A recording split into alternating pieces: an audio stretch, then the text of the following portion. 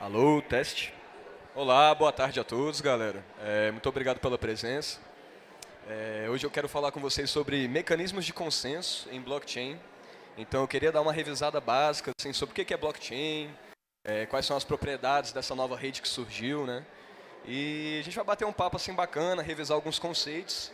E no final assim, a gente revisa todas as dúvidas, se houver alguma. Então vamos lá. Meu nome é Thiago Figueiredo, eu sou desenvolvedor autônomo na Decred. A Decred é uma criptomoeda e um projeto bem interessante assim que surgiu de um grupo de desenvolvedores da Bitcoin. E eles estavam tocando os projetos e eles viram que tinham alguns problemas, que eles discordavam do jeito que a Bitcoin era governada e a gestão em volta desse protocolo, né? Então esse grupo de desenvolvedores reimplementou um full node, similar ao Bitcoin Core, que faz todas as coisas que o Bitcoin faz, e adicionou algumas camadas de segurança a mais, algumas modificações em cima desse protocolo. Então, eles têm um modelo bem bacana de vínculo empregatício, né? O código todo da Decred, ele é open source e aberto, presente no GitHub, em repositórios públicos. Então, desenvolvedores que estão interessados em colaborar com o projeto podem chegar lá e vocês já ficam sabendo quais são as issues e quais são as coisas que têm que ser desenvolvidas. Então, é um modelo bem bacana de gestão, a gente vai falar mais sobre isso mais à frente. Galera, antes de falar de blockchain, eu queria dar uma viajada com vocês aqui, falar um pouco sobre a origem do dinheiro e o que é valor, né? O que é percepção de valor para nós seres humanos, como é que a gente enxerga isso, certo? Então, a gente vê que essa percepção de valor data bem antigo, desde os caçadores e coletores, né? Que eram sociedades bem simples e que tinham mecanismos de troca, assim, também simples. Então, é interessante a gente observar o que era valioso para essa galera dessa época, né? Então a gente via tendências como conchas e artigos que sobrava de caça, né? Tipo, pelos de animais, dentes de animais, eram considerados objetos de valor que nessas sociedades eram usadas para trocar por favores ou simplesmente tinham um valor ornamental para eles, né? Então, o que é valor, né, galera? O que é dinheiro?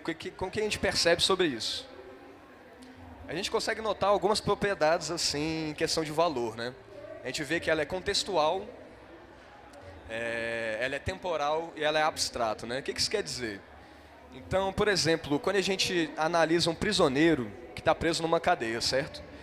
Naquele contexto que o prisioneiro se encontra, um maço de cigarro vale muito mais do que num contexto fora daquele, né? Então, os objetos têm valor, eles ganham valor e perdem valor com base no contexto em que aquele indivíduo se encontra, no ambiente dele, certo?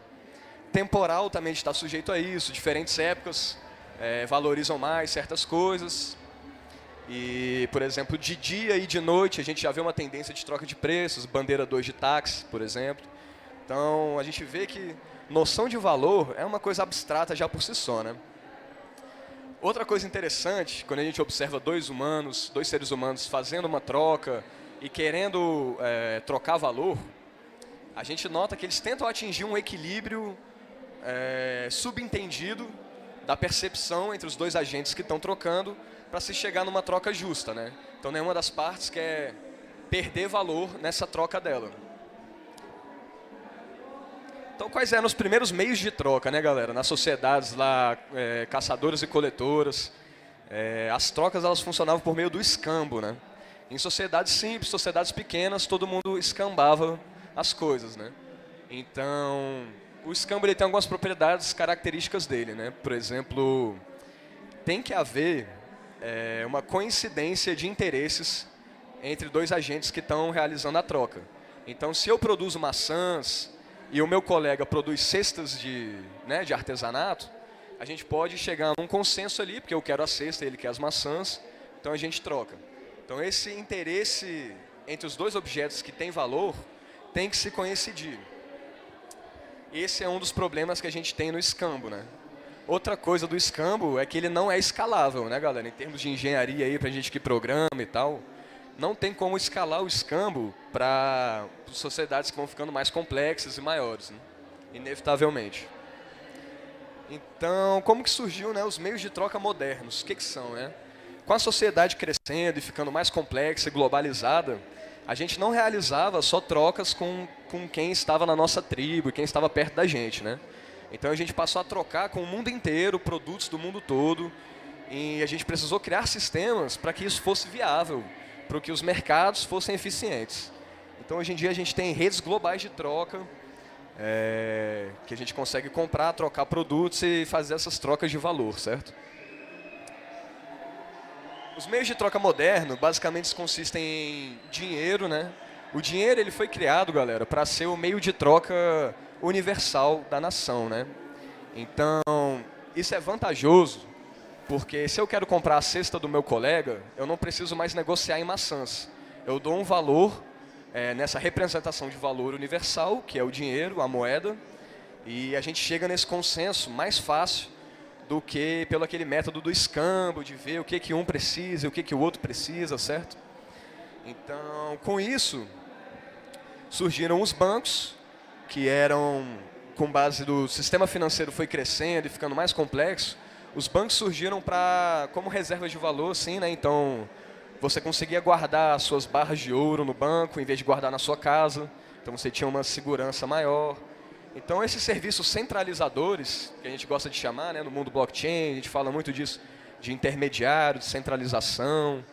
Então, esse acabou sendo um processo inevitável, né, galera? Porque a gente precisava centralizar esse método de troca, porque a gente precisava confiar em alguém, certo? Por exemplo, se eu estou trocando com meu colega, pode ser que eu não confie muito nele para realizar essa troca e alguma coisa aconteça. Então, se a gente bota um intermediário no meio, em que os dois agentes da troca confiam, que seria um banco, né, coisas assim, aí a troca consegue se dar com mais facilidade. Então, aí que surgiu a necessidade de centralização desses métodos de pagamento e desses meios de troca, certo? Os bancos centrais também surgiram com esse intuito, dos governos controlarem a moeda, controlarem a emissão da moeda, o estoque e as taxas de juros. Então, quais são alguns intermediários, né, galera, que a gente tem, assim, além dos bancos? Todos esses serviços que são gateway para o nosso pagamento e para a nossa troca de valor, podem ser considerados um intermediário. Então, a gente tem a Amazon, o Mercado Livre, o PayPal, eles são intermediários nessa realização de troca. Então, a gente deposita confiança em cima desses agentes centralizados, certo? Então, a gente está acreditando na boa fé deles. Então, galera, vou entrar agora sobre Bitcoin e blockchain, né? E por que isso é chamado, às vezes, de protocolo da confiança? Bom,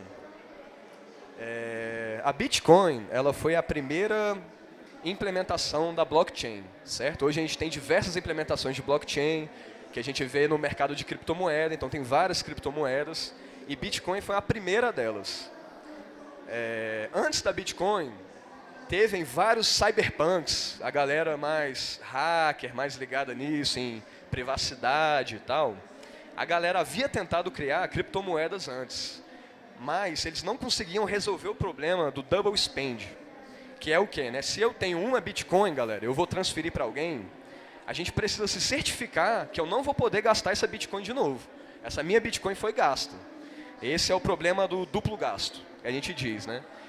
Hoje em dia, os agentes centralizadores resolvem esse problema, certo? Então, a rede dos bancos centrais, garantem que o dinheiro está saindo da minha conta e chegando na conta do outro agente. Com o surgimento da blockchain, a gente consegue descentralizar esse processo de confiança que a gente tem e automatizar isso de uma forma muito bonita, né? Então, a blockchain ela é uma cadeia de blocos criptografados que guardam dados de transferência, né? Então, elas guardam dados sobre quem detém o quê, e quem tem valor, quem não tem valor. Essa cadeia de blocos ela é imutável, né, pela arquitetura criptografada dela e de computação distribuída.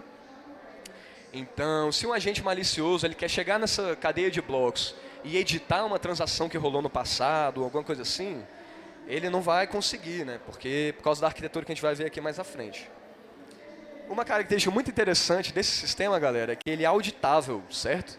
Então, nesses agentes centralizados, a gente está depositando boa-fé nos bancos centrais, nos bancos, que eles vão tomar as decisões certas, que vai interessar o povo e o público. Mas a gente sabe que nem sempre isso acontece, né? Que eles estão sujeitos a interferências políticas, coisas assim que, né, não deveriam afetar o sistema financeiro como afeta. Outra característica muito legal da Bitcoin e das blockchains mais sérias e mais respeitosas é que elas são de código aberto e open source, certo? Isso aumenta ainda mais a auditabilidade, porque a gente consegue se certificar que aquele protocolo está rodando de determinada maneira e do jeito que deve ser executado, certo? Uma coisa que eu queria tirar a dúvida aqui, galera, que eu sinto que às vezes ainda tem uma certa confusão, dentro da rede da Bitcoin, quais são os nós, né, que existem nesse modelo. Porque a gente tem um modelo centralizado HTTP, né, de cliente-servidor, que a gente está bem familiar, né? Então a gente tem o servidor central que fornece essa verdade para os clientes que conectam nele, certo? Numa blockchain, que é um sistema de computação distribuída, a gente tem que chegar num consenso descentralizado. Então, essa verdade é gerada sem um agente centralizador, né? Sem um ponto central de falha. Então, quais são os nós, né? Comparando com o modelo de cliente-servidor, que a gente já conhece, quais são os nós que podem se conectar numa rede da Bitcoin? A gente tem o full node, certo? Então o full node ele tem um papel muito importante na rede, que os full nodes eles têm uma cópia completa da blockchain, então eles podem verificar com autonomia e com independência se uma transação é válida, se um bloco é válido, e os full nodes eles servem para se certificar de que as regras de consenso daquele protocolo estão sendo seguidas e que a rede está segura e a rede está correta, certo? E o que são os mineradores, né? Os mineradores a gente escuta falar bastante também. É um outro tipo de nó que pode se conectar na rede e ele escuta por transações novas e ele vai botando isso na mempool dos mineradores, certo? Então, esse bloco de transações, eles tentam resolver um quebra-cabeça criptográfico e encontrar um input da função hash, que a gente vai ver um pouco de detalhes mais à frente, para que essa transação e esse hash da transação siga todas as regras do protocolo e se certifique que aquele consenso está estabelecido. Um minerador, ele geralmente é do interesse dele rodar um full node junto do processo de mineração dele. Por quê, né, galera? Porque quando ele está executando e gastando poder computacional e processamento para achar a solução desse quebra-cabeça, ele precisa verificar com os full nodes e com os nós da rede se ele está perto da solução ou não. Então, se aquelas tentativas de acerto da função hash estão perto ou distante da recompensa, certo? Então, se eles estão rodando um full node no servidor deles, eles conseguem verificar isso sem latência nenhuma. Se eles não rodam um full node junto do processo de mineração, eles têm que consultar serviços terceiros e outros nós, e eles depositam a confiança dessa rede em cima de nós que não são eles mesmos, certo? As carteiras que a gente executa nas blockchains hoje em dia, elas são um outro tipo de nó, certo? Elas podem ser consideradas um nó lightweight, como são chamadas. Então elas estão sempre à escuta na rede para receber e transferência de valor, receber e enviar valor, certo? Então as carteiras também podem executar um full node. O que é, né, aquele velho ditado, galera, que a gente escuta às vezes na Bitcoin, de seja seu próprio banco, né? Tome controle das suas finanças e guarde suas moedas e o que tem valor, guarde você mesmo, não dependa de ninguém. Então, para isso ser levado ao pé da letra, isso só acontece quando você roda uma carteira com as suas moedas junto a um full node. Porque você garante que a verdade sobre o estado dos dados e o estado da rede está vindo do seu nó. Então você não está confiando em nenhum outro nó. Outro detalhe muito interessante, galera, do full node é o seguinte, que a gente tem o costume de falar que ele baixa uma cópia da blockchain, certo? Mas isso não é inteiramente verdade.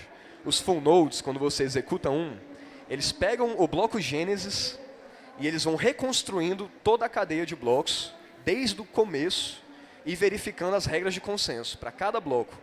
Então, ela não vai, quando você está subindo um full node, ela não vai simplesmente aceitar a verdade de outro nó e baixar a blockchain e simplesmente aceitar aquilo. Ela vai reconstruir a blockchain do bloco Gênesis e verificar as regras de consenso por ela mesma. Isso ajuda a aumentar a segurança da rede, os benefícios são claros, né? Então, o que é isso, né, galera? Esse consenso sobre verdade dos dados e aquele single source of truth que às vezes a gente vê no mundo da programação, né? Eu falei um pouco já disso, né? O centralizado, ele tem essa arquitetura cliente-servidor. Então, toda a verdade dos dados vem do pontinho rosa ali que representa o servidor, certo? Então, a gente diz em sistemas de computação distribuído que isso é considerado um ponto central de falha, certo? Se aquele servidor está comprometido ou está mal intencionado, está malicioso, a gente vai obter dados que não são verdades, que são informações erradas, e a gente não tem nenhuma alternativa de como questionar essa autoridade do servidor que dita a verdade dos dados, certo? E quando a gente tenta atingir um consenso sobre o estado dos dados descentralizadamente, a gente chega num problema bem conhecido em computação distribuída, que é o problema dos generais bizantinos. Esse é um problema que a Bitcoin fala que resolveu, certo? Com o método que a gente vai ver mais à frente, de chegar a um consenso. Mas o que diz, né, esse problema, galera? É uma abstração para representar um problema em computação distribuída. Então, a gente tem generais que estão planejando um ataque num certo castelo, certo? Então, a gente tem generais honestos e a gente tem generais desonestos. Os generais, eles só podem comunicar um com o outro através de mensagens, certo? Então, os generais desonestos, eles podem passar mensagens errôneas. A gente pode ter um general que é traidor, que está querendo agir maliciosamente dentro daquela teia, certo? E passar informações errôneas para os seus peers, né? Para os outros nós que estão conectados ali. Então, o problema dos generais bizantinos é como que a gente lida com esses agentes maliciosos. Como que a gente vai fazer para que a maior parte honesta da rede, que está bem intencionada, como que a gente faz para os generais tomarem essa decisão como verdade, e não a decisão dos generais que estão agindo maliciosamente, certo? Como que isso se traduz para a rede da Bitcoin, galera? Ela é uma rede distribuída, certo? Então, a gente tem vários nós conectados à rede. Então, por exemplo, se a gente tem um nó malicioso, que é esse ali vermelhinho ali embaixo, e ele tem na carteira 10 bitcoins, certo? Então, se ele está mal intencionado dentro da rede, ele vai tentar fazer um gasto duplo, por exemplo. É uma das ações maliciosas que ele poderia executar. Então, ele vai tentar enviar 10 bitcoins para uma carteira e 10 bitcoins para outra carteira. E ele vai transmitir essa informação para a rede, para os outros nós. Então, a solução para esse problema seria como fazer para a rede da Bitcoin só reconhecer a primeira transação. E assim que ela reconhecer essa transação, ela já tira as Bitcoins desse nó e a impede de propagar informações falsas a respeito de quantas moedas ele tem e quem tem o quê. Então, quais são esses mecanismos de consenso, galera, que a gente tem de chegar nessa verdade distribuída, certo? Nesse consenso sobre a verdade dos dados. Primeiro eu queria falar com vocês aqui o que são regras de consenso, né, dentro dessa rede assim.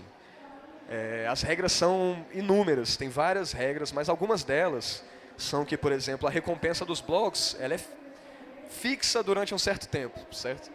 Então, os nós mineradores, quando eles validam um bloco, eles vão receber uma quantia de recompensa. E isso não pode ser modificado.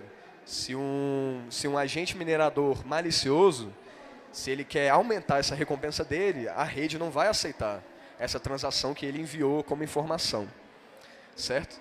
Então, as transações e os blocos, elas precisam também estar em formato de dados certo, especificados no protocolo. A regra de inflação, galera, é o halving. Quem já ouviu falar em halving aqui? Mais ou menos. Halving da Bitcoin. Então, a característica deflacionária da Bitcoin, ela vem desse halving. De 4 em 4 anos, a recompensa dos blocos da Bitcoin, elas são reduzidos pela metade. O que isso implica, né, galera? Isso implica que a descoberta e a criação de novas Bitcoins se torna mais difícil. Isso gera escassez em cima do recurso, certo? Porque novas Bitcoins estão precisando de mais trabalho e mais tempo para serem produzidas. Então, a tendência de um asset que tem essa característica é ser deflacionária. Então, ela tende a ganhar muito valor com o tempo. Outra regra de consenso é isso que a gente falou agora, que o output de uma transação não pode ser gasta 2 vezes. Então, eu não posso gastar minha uma Bitcoin 2 vezes, caso eu queira. Quais mecanismos de consenso a gente tem, né, galera? Eu queria falar de 3, falar um pouco bem das 3 para a gente entender legal, que é o Proof of Work, que é o método que a Bitcoin chegou para resolver o problema dos generais bizantinos, certo? Então, o Proof of Work, ele é o algoritmo da Bitcoin que roda no protocolo dela, que resolve e estabelece esse consenso entre os nós. A gente vai ver como isso é feito. A gente também tem o Proof of Stake, que é um outro mecanismo de chegar ao consenso na rede, e modelos híbridos de Proof of Work junto com Proof of Stake. Então, como que surgiu o Proof of Work, né, galera? Acho que vocês devem saber, o criador da Bitcoin é o Satoshi Nakamoto, né? Essa figura que ninguém sabe quem é, que é um mistério. E acabou que a grande inovação do Satoshi foi ele juntar diferentes peças de tecnologia que já existiam para criar uma coisa nova, certo? Então não foi como se ele tivesse reimplementado tudo do zero. Então o Proof of Work, ele era um algoritmo que surgiu na década de 90, mais ou menos, e ele era um algoritmo anti-spam para e-mails e mensagens. Então como funcionava isso, né? Antes de você enviar um e-mail ou enviar uma mensagem, você precisava doar poder computacional e resolver um cálculo intenso e pesado para conseguir enviar essa mensagem. Então, com isso, a gente viu que spam se torna muito mais difícil, né? Porque nem é interesse você spamar uma coisa se você vai ter tanto trabalho assim para ter a permissão para enviar isso na rede. A honestidade entre os nós que mineram dentro do Proof of Work, ela é motivada pelo alto custo operacional que esses mineradores têm, certo? Então a gente vê a galera falar e tal que Bitcoin gasta muita energia. É um protocolo que exige muito poder computacional, consequentemente gasta muita energia para manter esse consenso e os nós certos. Então, é interesse dos mineradores em que a rede esteja saudável e esteja com a sua verdade em dia, digamos, para que eles consigam converter as recompensas da mineração, para cobrir as contas que eles vão ter nesse processo de mineração. Então, galera, vamos imaginar aqui, ó, no Proof of Work, que a gente tem vários nós conectados na rede, certo? Então, todos eles estão mandando ao mesmo tempo várias informações de blocos, de novos blocos, com muitas transações, né? Essas informações, a gente pode fazer uma analogia com o spam de e-mail e o flood de e-mail, certo? Então, como que vários computadores vão anexar esses blocos na mesma ordem, se a todo tempo chega novos blocos e de vários lugares? Então, como que a gente lidaria com isso, né? Então, o Satoshi pegou esse algoritmo de Proof of Work e pensou em usar ele para estabelecer esse consenso dentro da rede. Então, o Proof of Work, né, galera, ele tem a função hash que a gente precisa resolver, e a dificuldade dessa solução desse algoritmo, ele é ajustado a cada novo bloco. Então, a dificuldade de resolver esse algoritmo, ele estabelece uma média de 10 minutos entre uma resolução e outra. Então, isso significa o quê, né? Isso significa que a cada novo bloco que é transmitido para a rede, a gente tem um intervalo de 10 minutos para que esse bloco chegue em todos os nós e que seja validado e que tenha as regras de consenso dele validado por todos os nós que ele passar, certo? Então a gente vê aquele confirmation, 2 confirmations, isso ir aumentando nas transações que a gente faz com Bitcoin, com base em quantos nós estão confirmando aquela transação. Então, como esse processo de resolução desse algoritmo é muito custoso, a gente não vai conseguir fludar a rede de informações. Então, eu não consigo mandar 300 blocos em alguns segundos, porque esse é um processo computacional intenso que é exigido para que você tenha a capacidade de enviar novos blocos. Então, isso possibilitou que o consenso fosse estabelecido entre os nós e os nós mineradores. Então, o que é esse problema, né, galera? Essa computação pesada que os mineradores têm que resolver. Ela é simplesmente uma função de hash, em que a gente tem como input o hash do bloco anterior, certo? Que é o que cria a cadeia de blocos, consequentemente. Dentro também tem os hashes das transações. Então, quem está enviando o que a quem está recebendo o que vai ser deduzido de quem, certo? E essa terceira parte, que é o nonce, que isso é uma abreviação para Number Only Used Once. Então, número só usado uma vez, certo? Então, ele é como se fosse um salt em cima da função hash. E os mineradores tentam ficar regulando esse input até que eles chegam num hash de output que satisfaça as regras de consenso e a dificuldade do bloco. Então, ela é determinístico, né, essa função. Então, sempre com os mesmos inputs, ela vai gerar o mesmo output. E o que isso significa, né, galera? Significa que você descobrir esse nonce, resolver esse quebra-cabeça, ele é muito custoso para os nós. Mas ele é muito fácil de verificar.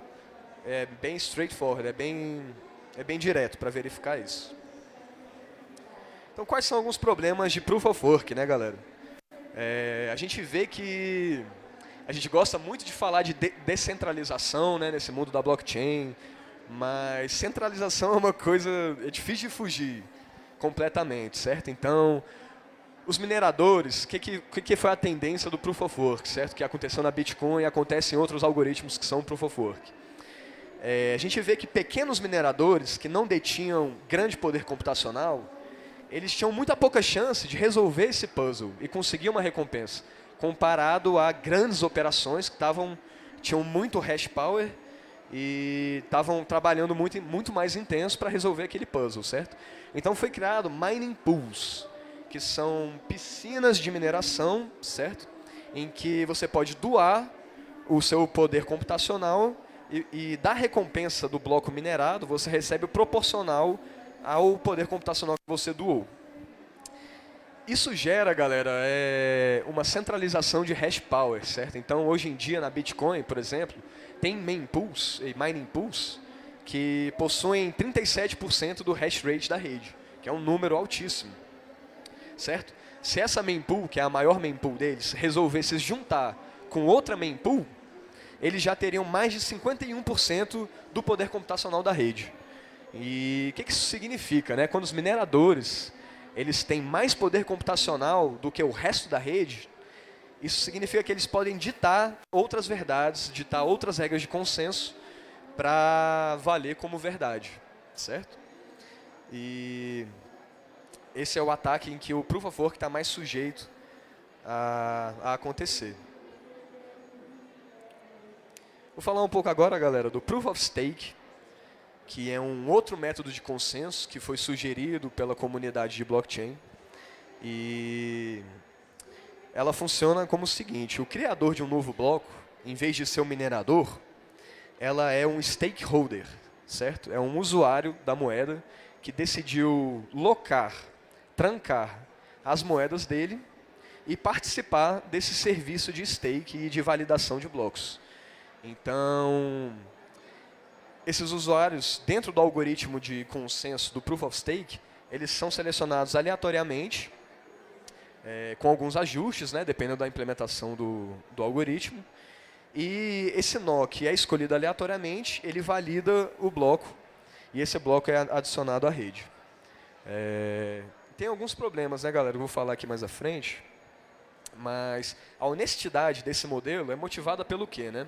Ela é motivada por penalidades fiscais.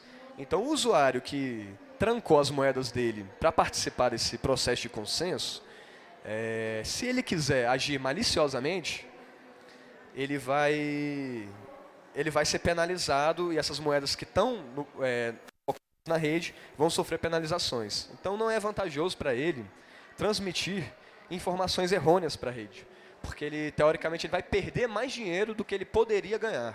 Então é um modelo que não compensa. Quais são as vantagens disso, né, galera? A gente tem uma descentralização maior, né? Por que isso acontece também? Porque para você participar de stake, você não precisa, por exemplo, de um hardware muito intenso ou de um computador com muito poder computacional para você participar desse processo de consenso, né? Que, de certa forma, isso é um método centralizador. Então, quem tem acesso a mais hash power e quem produz esse hardware, por exemplo, ele tem mais facilidade em engajar nesse processo de consenso e, consequentemente, tem um poder maior na rede. Então, essa é uma centralização que acontece no Proof of Work. Então, o Proof of Stake ele é considerado um pouco mais descentralizado por conta disso. Então, quais são as desvantagens, né, galera? O ataque dos 51% em cima da rede ela ainda é possível. Porque se um stakeholder ele detém mais de 51% das moedas em circulação, ele também consegue ditar as mensagens para a rede que são verdades, porque ele detém mais desse processo de consenso. Então, ele consegue ditar como que o consenso é feito. Isso também ele gera alguns problemas, né, galera? Esse Proof of Stake também. O algoritmo ele tem que ser cuidadosamente projetado. Porque o que acontece? O algoritmo ele não pode ser completamente aleatório. Ele está sujeito a número de moedas que o usuário locou, certo? Então, se eu stakei mais moedas que o meu colega, teoricamente eu tenho que ter mais chances de ser selecionado para esse processo de consenso que o meu colega que stakeou menos. Então, mas se o algoritmo está sempre recompensando quem detém mais moedas, essa galera vai receber mais recompensas e vai ficar mais rica. Então é um ciclo meio vicioso que tem que ser equilibrado. Bom, galera, eu vou falar então da Decred, que é a criptomoeda em que eu trabalho, certo? Eles têm um modelo de consenso bem interessante, que é um modelo híbrido. Ele é um modelo híbrido de Proof of Work e Proof of Stake. Então, a gente tem os mineradores que executam o mesmo trabalho dos mineradores da Bitcoin e a gente tem esse método de stakear, certo? Então, na Decred, a gente chama isso de tickets. Então, os stakers, os stakeholders que querem participar do processo de consenso pós, eles vão comprar tickets que vão ser votados pela rede, né? Então, como que é essa votação? Quando um minerador ele cria um bloco e esse bloco é transmitido para a rede validar, esse bloco ele precisa ser assinado por um ticket que está na mempool dos tickets e ser validado, certo? Então, esse ticket ele serve como uma camada a mais de validação desses blocos. Então, dessa forma que ele une o modelo POW com o modelo POS. Então, como que é esse consenso híbrido, né, na Decred? E que características a gente ganha com isso? Ele costuma ser, desses ataques que a gente viu, né, galera, dos 51% de influência na rede, a gente vê que esse consenso híbrido ele é muito mais seguro. A gente vai ver alguns cálculos ali depois e o porquê disso. Então, a cada bloco novo, minerado pelos mineradores, são sorteados 5 tickets para validar aquele bloco. Esses tickets eles vão verificar as regras de consenso naquele novo bloco que chegou da mineração e vai acatar pela decisão da maioria dos tickets, certo? Então, se a maioria dos 5 tickets falar que aquele bloco está certo, está seguindo as regras de consenso, ele vai ser assinado, validado e anexado na cadeia de blocos. Uma outra coisa muito interessante da Decred, do modelo de recompensas dela, é que a recompensa de cada bloco é dividida da seguinte forma: 60% vai para os mineradores, 30% para os stakeholders e 10% vai para o tesouro. O que é esse tesouro, né, galera? É uma característica bem única desse projeto de criptomoeda, que pega parte da recompensa de cada bloco e adiciona a esse tesouro da criptomoeda.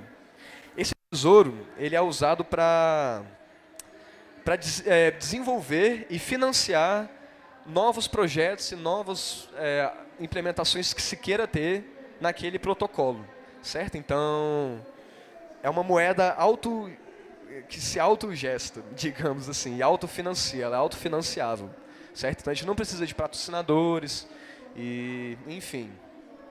Então, galera, os funcionários da Decred, quem participa desse modelo empregatício deles, recebe o seu pagamento e das suas contribuições por meio do Tesouro. E esse Tesouro é usado para financiar vários projetos interessantes que acontecem dentro da rede. Então, por que a Decred ela é mais resistente a esses ataques 51%, né, galera? No modelo 100% Proof of Work, como é na Bitcoin, ela precisa simplesmente de 51% do hash power presente naquela rede.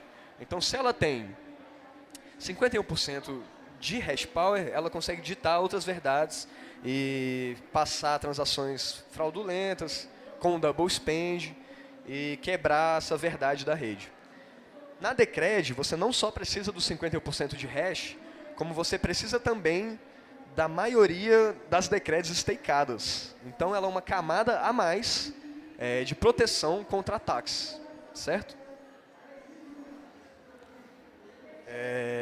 Eu vou falar rapidamente aqui de uma feature muito interessante que a gente tem na Decred também, que é a governança com tickets, certo? Esses tickets que os stakeholders compram para participar do Proof of Stake, eles podem ser usados para ajudar na governança da criptomoeda também, né? O que isso significa, galera? A gente tem a Politeia, que é o sistema de governança da Decred, e lá todos os usuários conseguem submeter propostas que eles acham interessante para a rede, que seja interessante serem desenvolvidos, certo? E esse desenvolvimento desses projetos da Politeia é feito através do Tesouro, dos fundos que tem no Tesouro. Então, como que o stakeholder que tem tickets participa dessa governança, né, galera? Ele chega lá na Politeia e vê as propostas que estão abertas e ele consegue votar com base em quantos tickets ele tem. Então, cada ticket representa um voto e esse voto ele ajuda a decidir se tal proposta vai ser acatada ou não dentro daquela blockchain. Então, isso é uma participação ativa dos stakeholders, né, galera? Porque, assim, se a gente deixar... Quem está em interesse, essas tomadas de decisão, né? Então, a gente vê que a Bitcoin, por exemplo, já sofreu vários forks, né? A gente vê Bitcoin, Bitcoin Cash, Bitcoin Gold. E isso cria um atrito.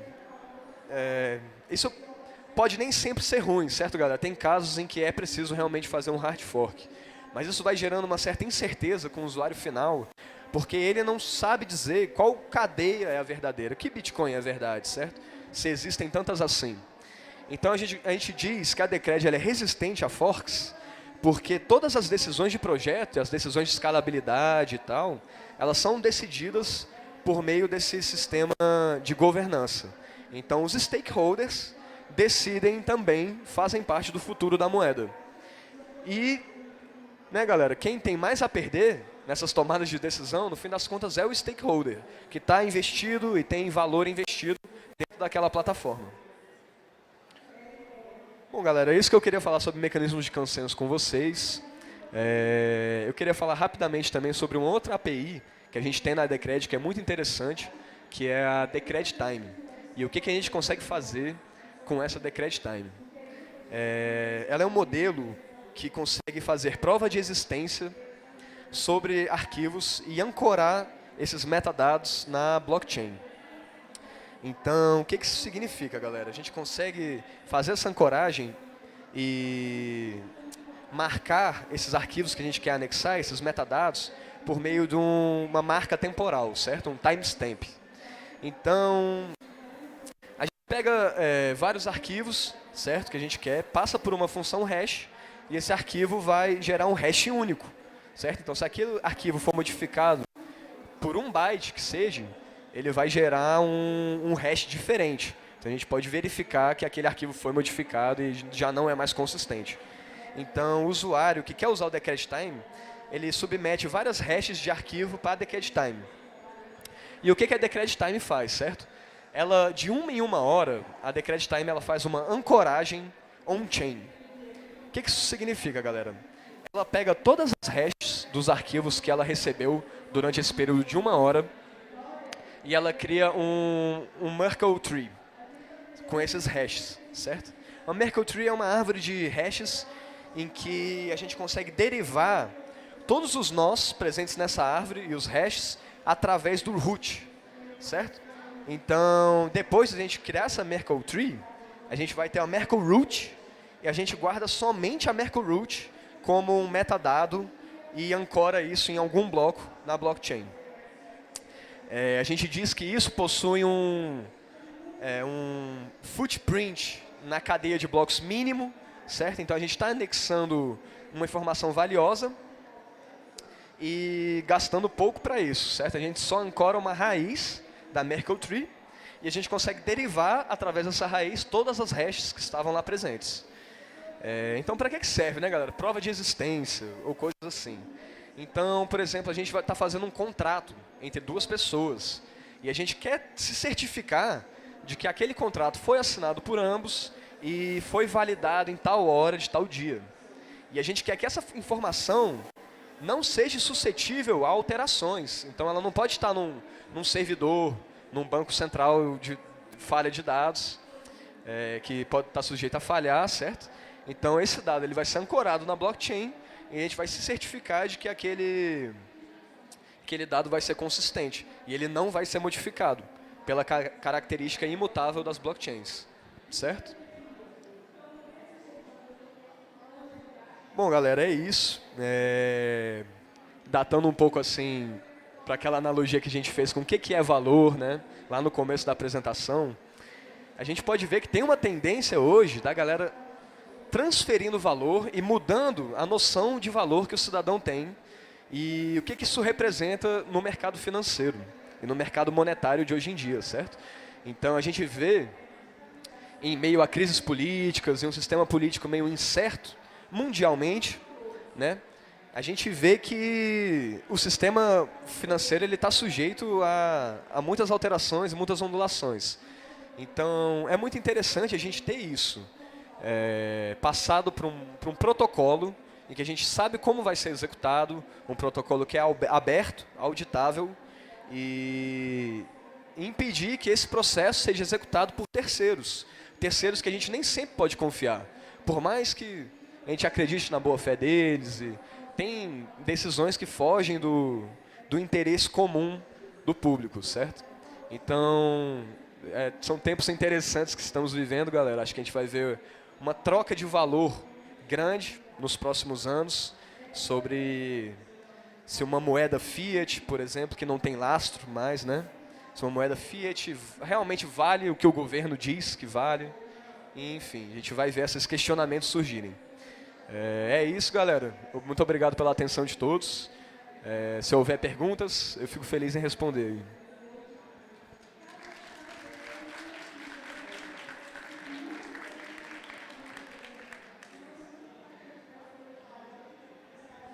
Muito legal a palestra aí, viu? Interessante.